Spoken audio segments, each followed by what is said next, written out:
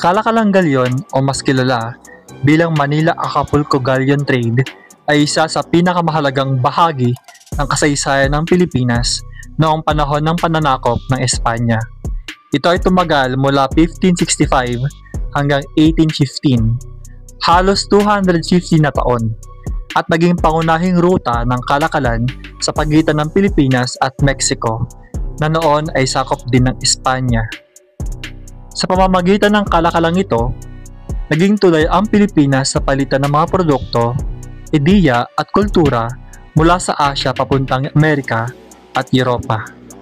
Nagsimula ang Kalakalang Galyon noong taong 1565 nang matagpuan ni Andres de Urdaneta ang Tornaviaje o rutang pabalik mula sa Pilipinas patungong Mexico gamit ang kapangyarihan ng agos ng hangin at alon sa karagatang Pasipiko.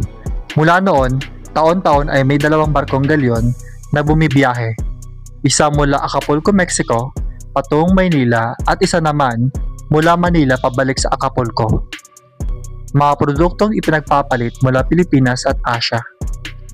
Seda mula sa China, porselana, mga pampalasa gaya ng paminta, cinnamon, clove, lacquerware at iba pang gawang kamay, ginto at pilak mula sa Pilipinas.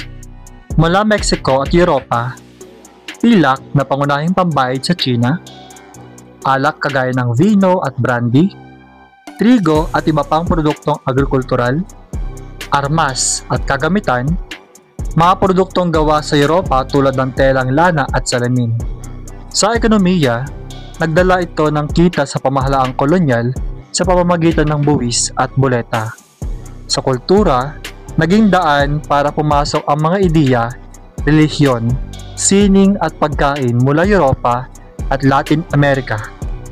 Sa populasyon, nagkaroon ng migrasyon ng mga Meksikano at ibang lahi patungong Pilipinas kaya lumago ang mestizo na populasyon.